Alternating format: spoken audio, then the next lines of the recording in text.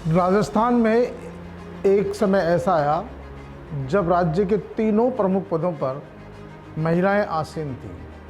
राजस्थान विधानसभा की पहली महिला अध्यक्ष रही एक किसान की बेटी, लेकिन वनस्थली में पढ़ने वाली एक तेज़ तर्रार स्टूडेंट, जिसके जन्म होने पर दादी खूब रोई।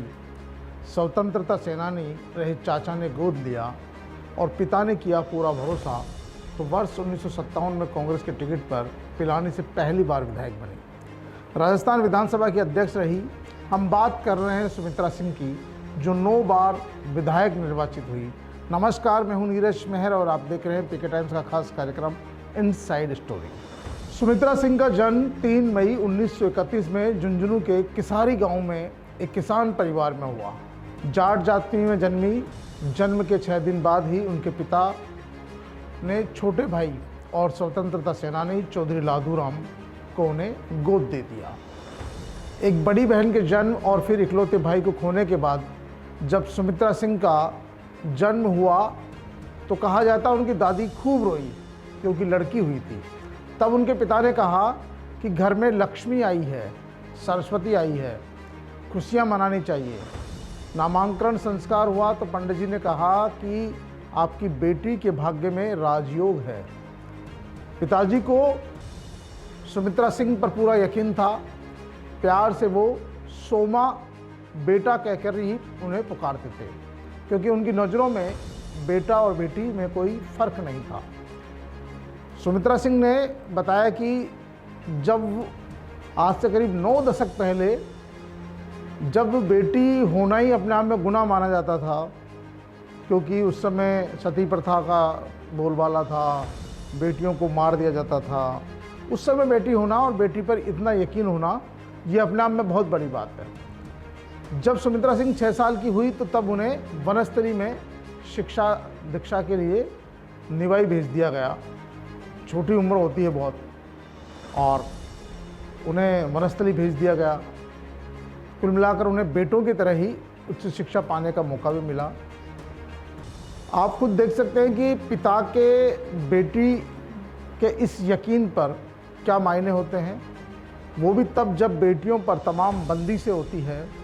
उस यकीन की असर सुमित्रा सिंह पर भी रहा और उन्होंने अपनी जिम्मेदारी को बहुत अच्छे से निभाने की कोशिश भी की। उनके दिमाग में भी बैठ गया कुछ कर गुजरने की, कुछ मिसाल छोड़ जाने की, ताकि लड़की को कोई कमज़ोर नहीं समझे, बोझ नहीं समझे। सुमित्रा सिंह ने वनस्थली विद्यापीठ में 14 साल पढ़ाई की और इस दौरान उन्होंने घुड़सवारी, तैराकी में महारत हासिल की, क्योंकि जिस इलाके से वो आती थी वहाँ तैराकी का तो कोई मतलब ही नहीं है, क्योंकि आज भी वहाँ पानी की बहुत कमी है शेखावट इलाके से। तो लेकिन उन्होंने वहाँ पर अपनी इसको असरत को पूरा किया। तैराकी में उन्होंने बहुत अच्छा मुकाम हासिल किया। और बताया जाता है कि जब वो 9 साल की थी तब उनके पिताजी को जेल जाना पड़ा। जब वे उनसे जेल में मिली तो उन्हें देखकर उनकी आंखें भर आई। उसी क्षण सुमित्रा सिंह को भी राजशाही से नफरत सी हो गई। कुछ सालों बाद टीबी की बीमारी के चलते जेल में ही उनके पिता की मृत्यु हो गई। तब अपनी दिवंगत बेटी की याद में वनस्थली की नींव रखने वाले हीरालाल जी शास्त्री ने उनके पिताजी से जो वादा किया था कि भाई पूरी पढ़ाई मैं वनस्थली में सुमित्रा को कराऊंगा, वो अपने वादे पर खरे उतरे और सुमित्रा सिंह जी की पूरी पढ़ाई 12वीं तक की पढ़ाई वनस्थली विद्यापीठ में ही बिना किसी रुकावट के हुई। सुमित्रा सिंह जी वनस्थली से आगे निकलकर जब जयपुर आई तो महाराजा कॉलेज में उन्होंने एडमिशन लिया। तब महाराजा कॉलेज में लड़के और लड़कियां एक साथ ही पढ़ते थे। आजकल महारानी और महाराजा उस तरह दो नहीं था, पहले महाराजा कॉलेज में ही पढ़ाई हुआ करती थी। फिर लड़कों के कॉलेज में ही उन्होंने लेक्चरर के तौर पर पढ़ाना शुरू किया। और बताया जाता है कि पंडित जवाहरलाल नेहरू ने जब 15% सीटें महिलाओं के लिए आरक्षित करने की बात रखी तो किसान नेता कुंभाराम चौधरी ने सुमित्रा सिंह का नाम आगे बढ़ाया और उनसे पहले मिल चुकी थी, बताया जाता है। और उनके जो चाचा ससुर थे चौधरी हरदेव सिंह जी, जो खुद भी स्वतंत्रता सेनानी थे, वे भी अपनी बहू के पक्ष में थे। उन्होंने भी उनको राजनीति में आगे बढ़ाने की कोशिश की। और 1957 में जब पर्दा फटता थी, महिलाएं पर्दे में रहती थी, बाहर नहीं निकलती थी, पढ़ाई लिखाई नहीं करती थी। एक पढ़ी लिखी एमए करी हुई महिला राजनीति में आती है और पिलानी जैसी सीट से वो चुनाव लड़ती है कांग्रेस के टिकट पर और पहली बार में ही जीतकर विधायक बन जाती है। पिलानी विधानसभा सीट पर जीतने के बाद वो 2009 तक लगातार सीटों से, अलग अलग सीटों से चुनाव जीतती रही। इस दौरान ज़िंदगी में कई उतार चढ़ाव आए, उनकी भी चर्चा करेंगे। 1990 में कांग्रेस पार्टी ने टिकट नहीं दिया किन्हीं कारणों से, तो जनता दल से टिकट मिला, विधायक बन गई। 1998 में कांग्रेस पार्टी ने उन्हें टिकट नहीं दिया तो झुंझुनू से फिर वो निर्दलीय लड़ी और फिर विधानसभा पहुंच गई। जब 2003 में फिर कांग्रेस ने उन्हें टिकट नहीं दिया तो भारतीय जनता पार्टी ने उन्हें टिकट दिया और वो विधायक बनी बीओ। पिलानी से विधायक बनने के बाद सुमित्रा सिंह ने अगला चुनाव 1962 में झुंझुनू सीट से लड़ा, जो कांग्रेस का गढ़ माना जाता है। यहाँ से लगातार वो 4 बार विधायक बनी, चुनाव जीतकर कांग्रेस के टिकट पर 1962, 1967, 1972 और 1977 में कांग्रेस के टिकट पर विधायक बनी। लेकिन कांग्रेस पार्टी के टिकट नहीं देने पर सुमित्रा सिंह ने 1990 में जनता दल से चुनाव लड़ा और विधायक बनी। 1998 में कांग्रेस ने फिर उनको टिकट नहीं दिया तो उन्होंने निर्दलीय ताल ठोक दी और कांग्रेस बीजेपी दोनों की जमानत जब्त करा दी, चुनाव जीत गई। 2003 में कांग्रेस ने फिर उन्हें टिकट नहीं दिया तो भारतीय जनता पार्टी ने उनको टिकट दिया, वो जीतकर विधानसभा पहुंची और विधानसभा अध्यक्ष भी इसी कार्यकाल में बनी। सुमित्रा सिंह 1967 से 1971 तक पहली बार राज्य मंत्री बनी, मेडिकल और पीएचडी जैसे महकमे संभाले। 1990 से 92 तक फिर उन्होंने मंत्री बनाया गया। 1991 से 1992 तक संसदीय समिति की सदस्य भी रही। 1999 से 2003 तक महिला एवं बाल विकास समिति की चेयरमैन रही। 2003 से 2008 तक राजस्थान विधानसभा की पहली विधानसभा अध्यक्ष बनी।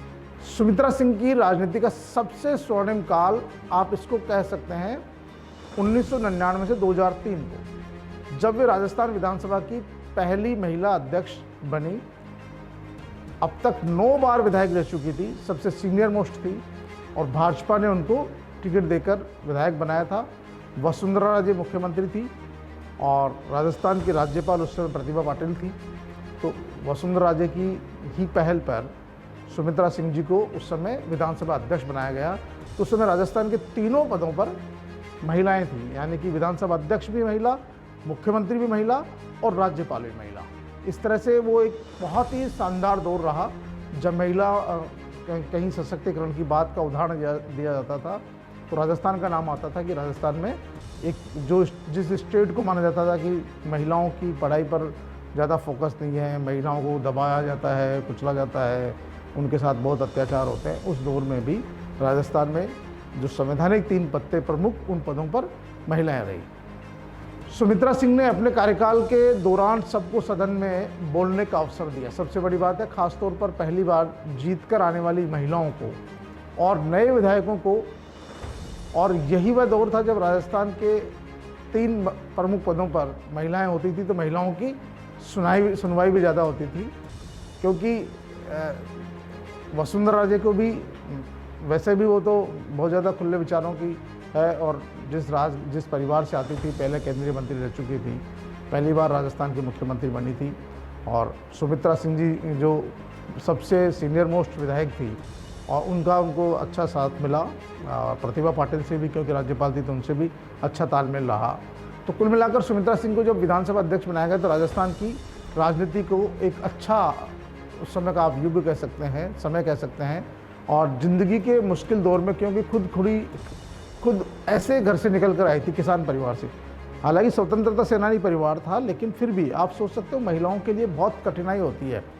वो दौर तो समझ सकते हो कि आप 1950 का बताया है मामला, 1957 का मामला, कि उस समय तो बहुत ज़्यादा बंदिशें थी, बहुत ज़्यादा कहीं न कहीं नियंत्रण रखा जाता था। आज भी महिलाओं को उतनी स्वतंत्रता नहीं दी जाती है, बहुत सारे लोग उनको दबा कर रखते हैं। तो उन्होंने वो दौर देखा था, इसलिए जब विधानसभा अध्यक्ष बनी या विधायक बनी तो वो महिलाओं की आवाज़ को प्रमुखता देती थी, उनकी बात को सुनती थी। और 9 बार विधायक रहने के बाद भी, कई बार मंत्री रहने के बाद भी विधानसभा अध्यक्ष के तौर पर वे आम विधायकों की तरह ही व्यवहार करती थी, आम लोगों के साथ मिलना जुलना। और जब वो विधायक या मंत्री नहीं थी तो वो जो धरने प्रदर्शन होते थे लोकतांत्रिक तरीके से, उन धरने प्रदर्शनों का बिना बुलाए जाके समर्थन करती थी। सबसे बड़ी बात है कि जो महिला इतनी बार विधायक रही हो, मंत्री रही हो, वो महिला जब विधानसभा अध्यक्ष नहीं थी तब जाकर जो अगर उन्हें लगता था कि किसान मजदूर धरना प्रदर्शन कर रहे हैं तो उनके धरने प्रदर्शन को जाकर संबोधित करने में उन्हें बिल्कुल भी हिचकिचाहट नहीं होती है। आज के ज़माने में तो एक बार चुनाव जीत जाए तो भी वो अपने आप को बहुत बड़ा नेता समझते हैं। और महिलाओं को आगे बढ़ते देखकर पुरुष प्रधान जो लोग थे वो काफ़ी परेशानी महसूस करते थे। इसीलिए कहा जाता है कि सुमित्रा सिंह ने उन तमाम महिलाओं को आगे बढ़ाने की कोशिश की जो कहीं न कहीं दबे कुचले समाज से आती थी, कमज़ोर थी और अपनी आवाज़ को बुलंद करने में कहीं असक्षम थी। वे 9 बार विधायक रहने के बावजूद भी कई बार पार्टी लाइन को छोड़कर उन्होंने ऐसे धरने प्रदर्शनों तक का समर्थन किया जहां पर उनकी भागीदारी सुनिश्चित नहीं होती थी, लेकिन उन्हें लगता था कि ये लोग जायज़ मांग उठा रहे हैं तो उसी धरने पर पहुंच जाते और उसी धरने को संबोधित करने लग जाते।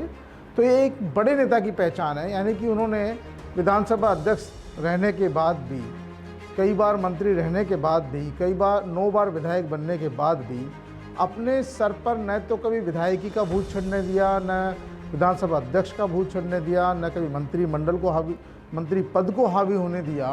वो इतनी सक्षम होने के बावजूद और इतनी बड़ी नेता होने के बावजूद वो सामान्य कार्यकर्ताओं के साथ, सामान्य लोगों के साथ, गांव से आने वाले लोगों के साथ उन्हीं की भाषा में, उन्हीं की बोली में बात करती। अगर पढ़ा लिखा आता तो फर्राटेदार अंग्रेजी में बोलती, अगर कोई शेखावटी की इलाके का आ रहा तो शेखावटी में बात करती।